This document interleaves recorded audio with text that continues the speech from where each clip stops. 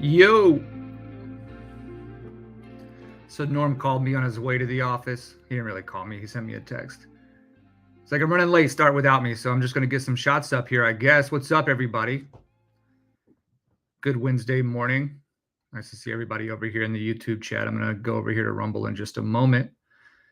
Got a funny day today. Hey, I was thinking about this, because Trump had his, hold on to your britches moment, which we'll get into. But I was wondering, I've only ever seen it spelled Britches, Breeches. And in the South, it's a common term, right? I mean, I think I've heard probably scores of people say the word britches in common parlance over, the course of my life. So an endearing term indeed to hear from Donald Trump. Hold on to your britches. Or here in the South, it's don't get too big for your britches, right?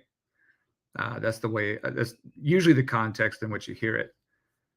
Morning, BTL over on Rumble. You guys are filing in. What do we got here? Norm dropping the ball. Maybe. He's a busy man.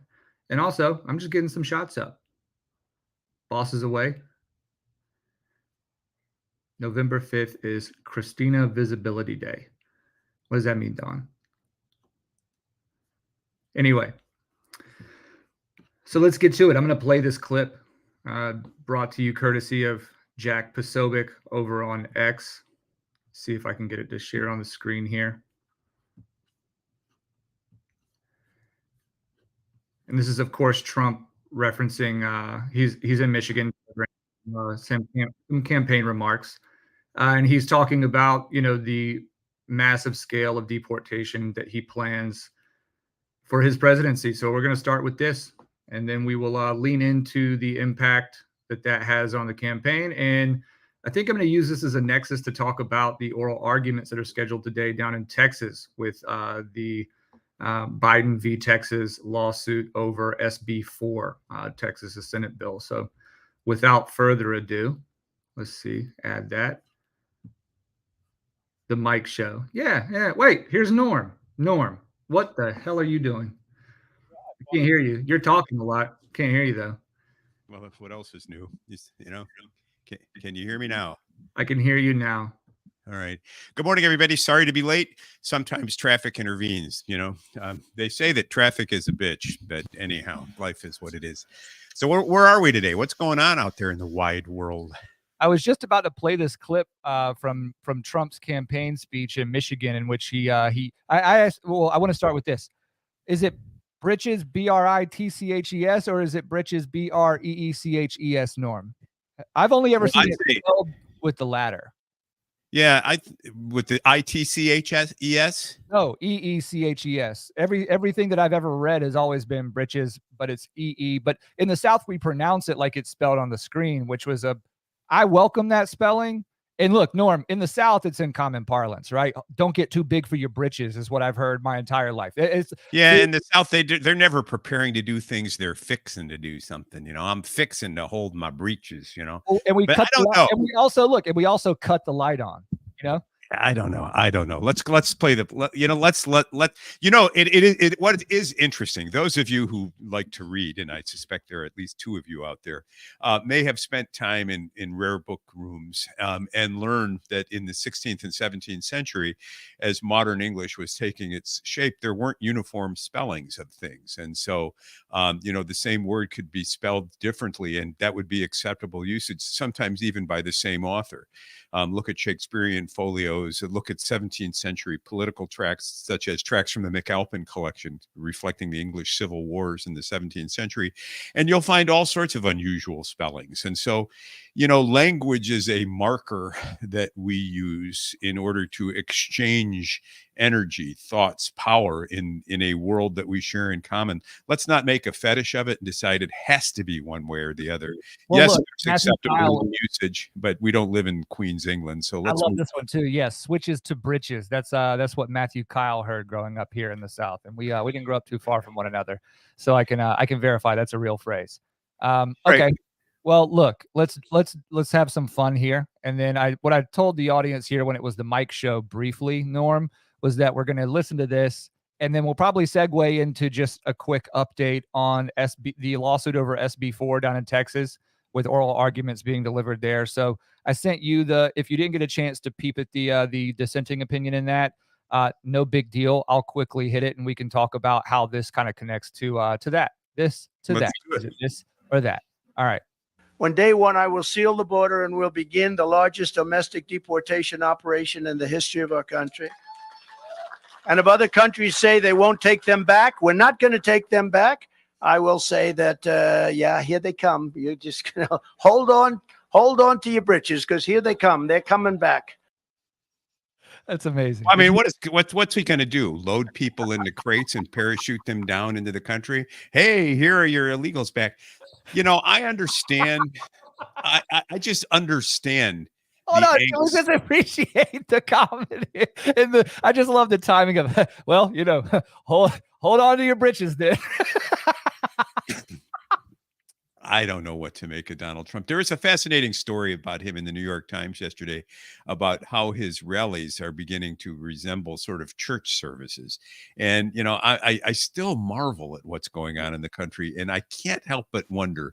And I've heard rumors, by the way, that, you know, we've got this complete solar eclipse passing through the country. I'll be up in Vermont watching it next week. And I've heard some say, you know, that this is a sign of the second, third, fourth, or whichever coming it is, of whoever is coming to resolve world history and bring us into an age of eternity. And I know that there is this longing for significance, for permanence, for a sense of place, for peace and safety that is an illusion in this veil of tears. You know, life is a series of compromises. History is the unfolding of forces that become settled for a while, only to become unsettled later. But when factors both known and unknown produce change. And so as a country right now, we are pressed and faced with the phenomena of mass immigration, and we're looking for a solution. I just think that when Trump talks about, we're going to stop it completely, we're going to pack them up and return them home, and if you don't like it, hold on to your britches, here they come. That sounds to me almost like a fantasy land. It sounds to me like a sort of wish fulfillment, a desire to put history back into the box that it came in when we were children, so that in our older age, we can reopen it and live in the same universe. But we don't. And so I think that the Donald has his finger on our collective angst, but the things that come out of his mouth, they don't seem like realistic solutions to me. I mean, really, what is he going to do? He's got 500 people from Guatemala. He seeks to return them to Guatemala. They said, we're not taking them back.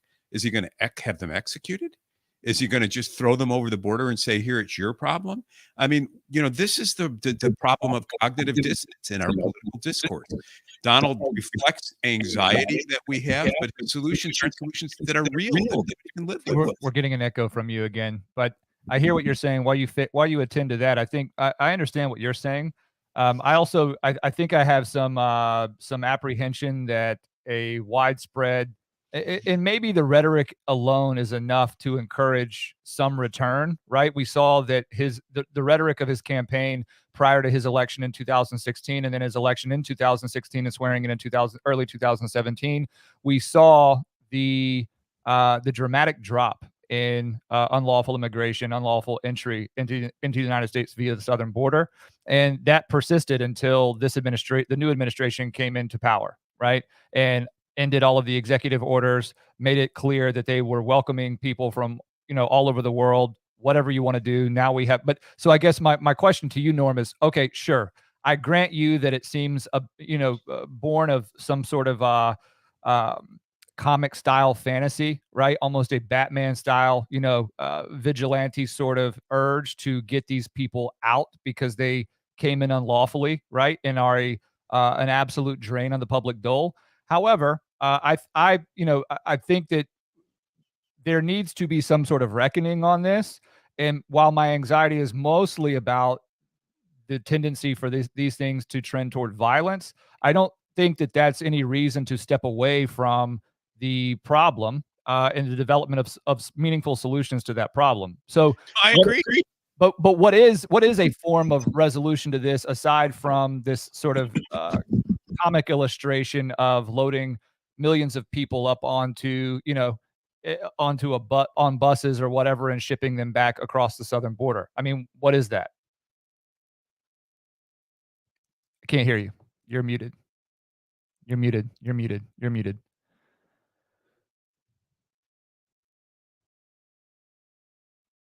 Yeah, Don says Trump exaggerates, but there is truth. He will do something, and then people will say, "Well, he didn't do it completely. He lied." Blah blah blah blah blah. Right, and that's right. We talked about the wall, right? And during Norm, are you able to unmute your mic?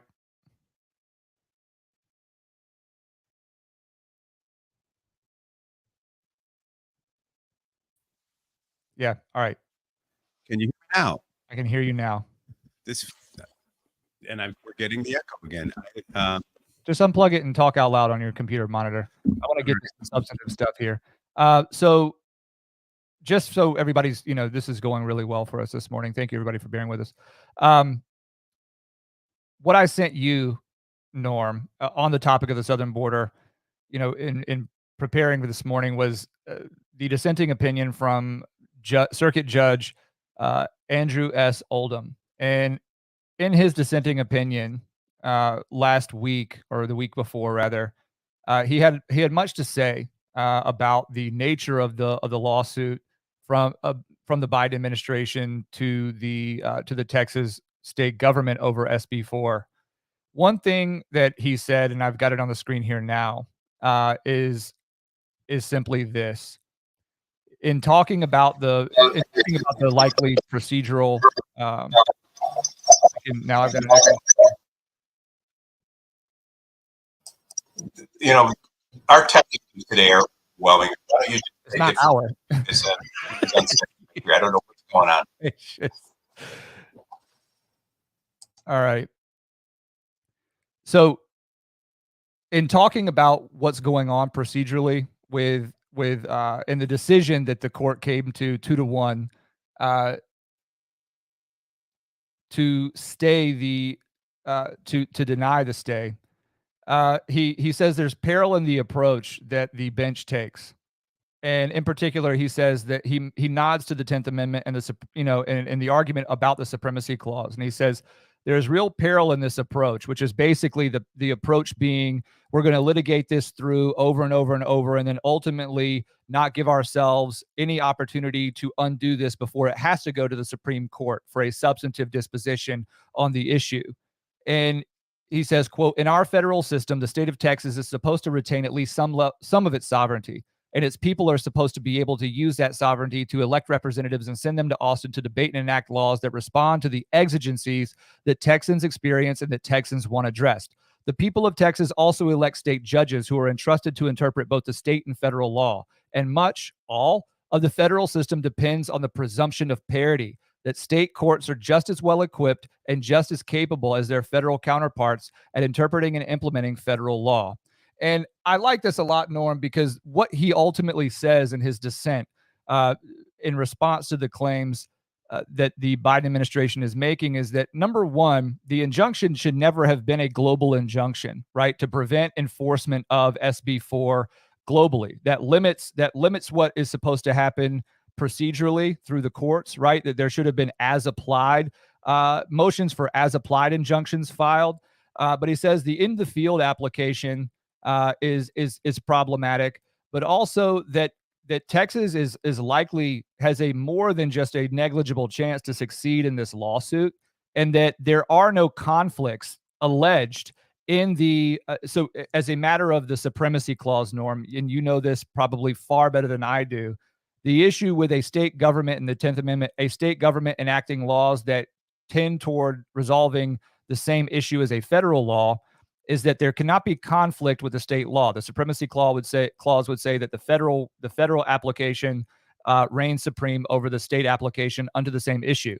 Well, I mean, I think what we're not talking about is the application of the preemption doctrine, and I mean, there is only courts can have concurrent sovereignty, but somebody has to have the last word as a matter of logic.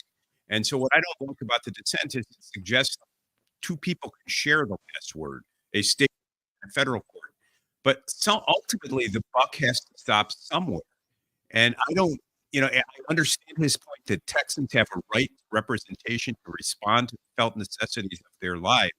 But if there's a national policy, a national congressional intention He's saying that there is no policy, and he's saying that the lawsuits themselves make that clear, that what is being alleged, and what this makes me realize, Norm, is that what's being relayed in the media is a reflection that nobody is actually reading these documents. And we've talked about that before, and perhaps I need to be better about bringing to this stream these sorts of issues. But the issue is simply this.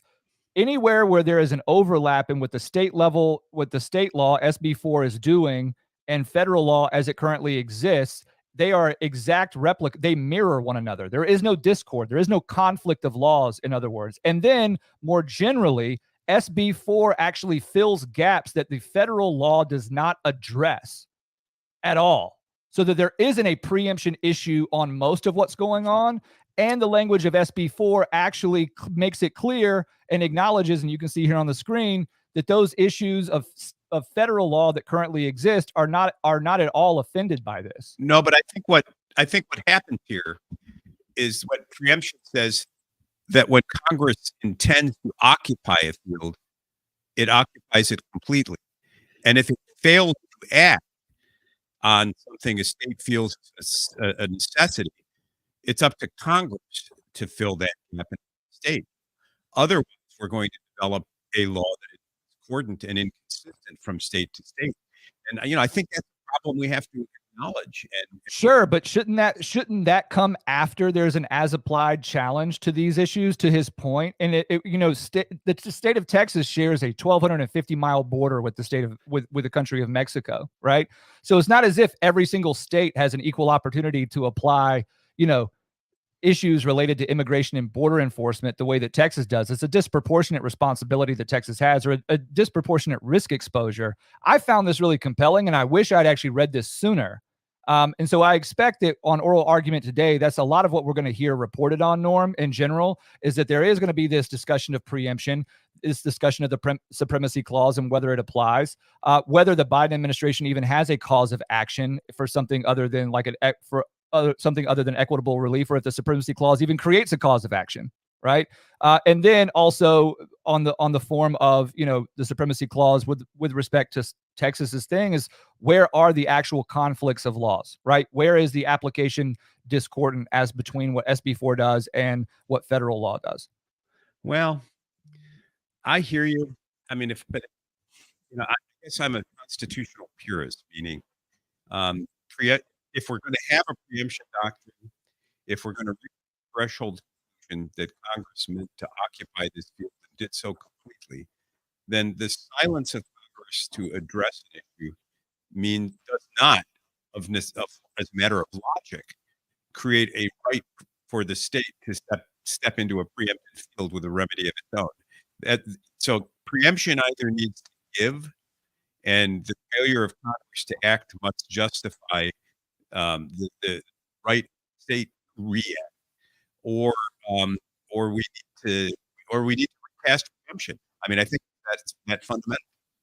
Yeah, I just think that this case I think there's been a massive disservice done to this conversation, and perhaps I do think that more discussion on the other side of a reading of this. It's a 121 page opinion, including the dissenting opinion. I mean, this is deep stuff, and it goes through all of the foundational characteristics of this lawsuit in far more detail than I realized should have been, and there are bigger details about this should have been raised. It's not as if Texas is just out here saying that we're going to openly violate or be openly hostile to the preemption doctrine, right? That's not the posture of this case, except that's the way that it's being covered, right? Yeah. And so that is framed the discussion in this way. So when you say I'm a constitutional purist, I just, respectfully, Norm, I think that I could say the same thing, right? If that is the case, then what rights does Texas have under the 10th Amendment? What powers does it actually have under the 10th Amendment? If we're supposed to just assume all hypotheticals dealing with something tangentially related to the border are exclusively the dominion of federal authorities, even when there's nothing on point reduced to federal law. I hear you. It's an interesting question, and I think it illustrates why constitutional law continues to evolve in response to felt necessities. So let's keep an eye on the argument and return to it. I'll try to put up the decision and give it a look soon. among the 7,001 things that are required to do in the busy practice of law. Hey, what's going on with RFK?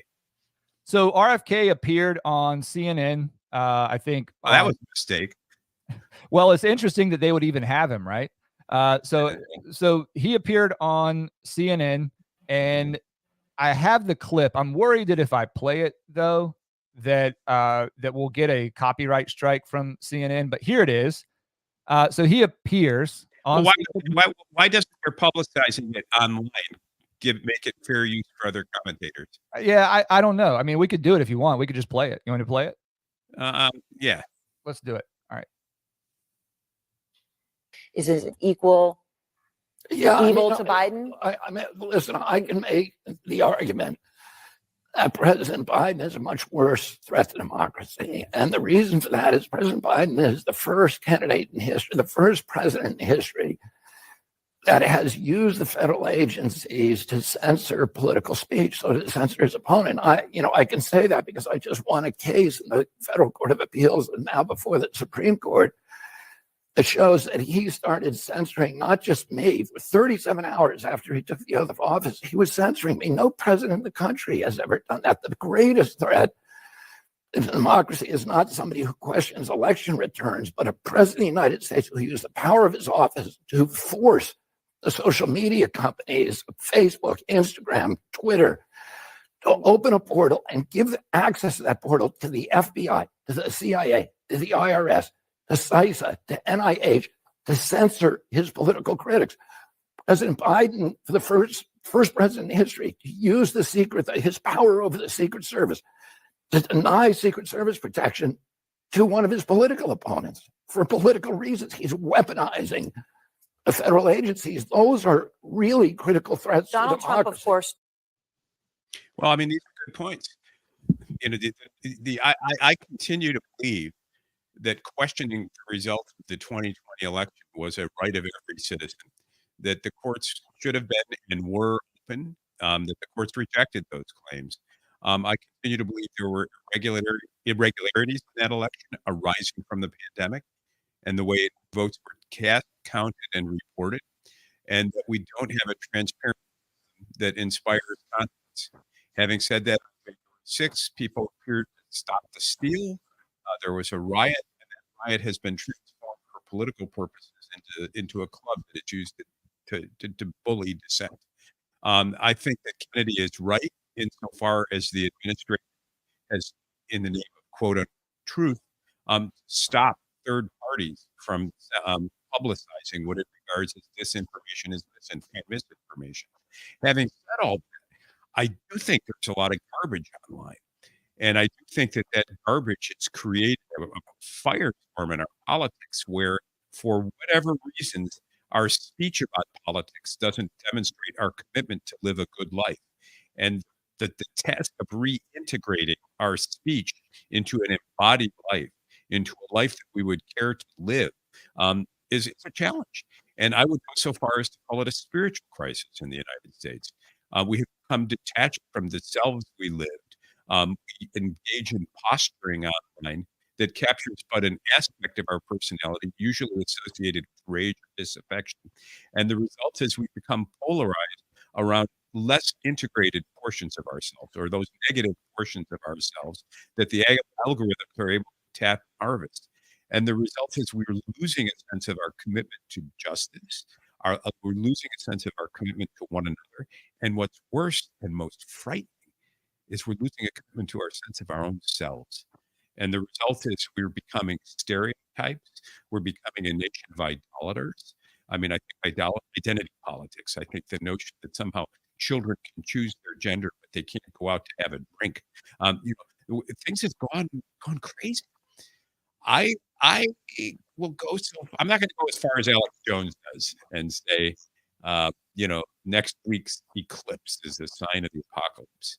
But I am going to suggest we're on the cusp of another great awakening in the United States, that we've lost our mind and we need to come into our senses, and we need to understand ourselves as embodied beings created in the image of God, whose object it is to worship unseen forces and not worship ourselves. I read through David's Psalms, reading through, the Bible right now. I take a look at the Catholic Missal most mornings, and mornings when I look at it, I'm always enriched.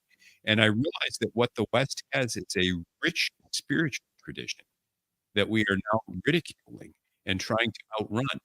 And in the task of outrunning it, we're outrunning our own skis. We're over our own skis, and we've become lost in ways that are catastrophic for the national consciousness.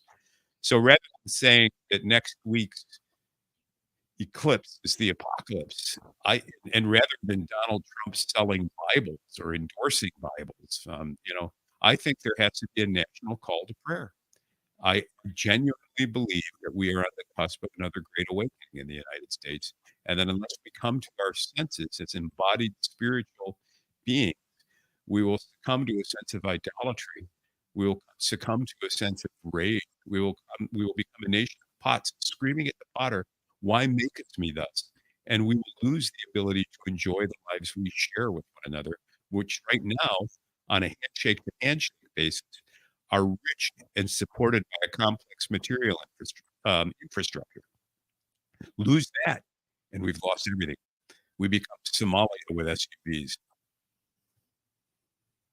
I'm having a little bit of an epiphany here that I'm not sure I'll be able to articulate as well as I want to, but I'll try. That is, the Michigan Wolverines are the nation's best football team and will always be. Well, go Wolfpack. Both of our women's and men's team are in the Final Four, but I won't get distracted with that. So, what strikes me is that RFK goes on CNN, has this segment where he says that he can make the argument that Biden is a bigger threat to American democracy. And as Jackson points out, we're not a democracy, we're a democratic republic. So I think that's always right for us to point out, but I don't know how useful it is in this circumstance, because I believe that what I'm getting to at this point is simply that RFK is dangerous, boy. He is dangerous. And he's dangerous because he wields the what I want to call it magic, but he is conjuring elements of technological mastery that no other candidate currently wields. And that is by and through his VP pick, who clearly comes from within that world. And then he's speaking intelligently and clearly and concisely and directly about the type of behavior that the current administration is indulging when it comes to censorship. He discusses winning a lawsuit. He's able to point to the fact that within 37 hours of being sworn in, President Biden's administration was censoring him specifically. He's giving us all the signs that he has the upper hand when it comes to wielding technology. Now, the question that I have in my mind, the epiphany that I'm coming to, is perhaps that if all of this if this great unraveling, as it were, that we're experiencing right now, at least with respect to the appearance of institutional legitimacy within the United States, if that has to do in large part with the growth of technology, that it is going to require, if nothing is to change and if the system does not burn down, which I don't think is in anyone's interest, it will require an administration and a federal apparatus that is able to redress itself in the appearance of legitimacy. And that will only come by and through someone that can use and navigate technology and speak about it in the way that RFK just did. And that's why I think he's very dangerous. Well, let's keep an eye on the 2024 election. So I'm on trial in Danbury today, Mike. We're going to have to wrap up on time. I've got a long drive ahead of me this morning. I apologize to everybody for arriving a few minutes late. I took a meeting in person that I usually do online today, and the result was I was late. I'll try not to be late again. My apologies, everyone. How do people find us, Mike? You know how to find us. We're here at Law Pod Daily, at Law Pod Daily, every morning, Monday through Friday at 8 a.m. Eastern Time. You can find us on YouTube, on X, and on Rumble. You can also find the audio-only uploads at Apple Podcasts, Spotify, Google Play, Overcast, wherever you find premium podcasts. Norm, we got to get your mic figured out. I'm gonna unalive myself, as Gen Z says. I using the same mic I've been, same technology the last week or so. So let's figure it out. All right. We maybe got to get that thing an oil change, maybe. All right. See you all tomorrow. AMF. AMF, yo. See you tomorrow, Norm. See you.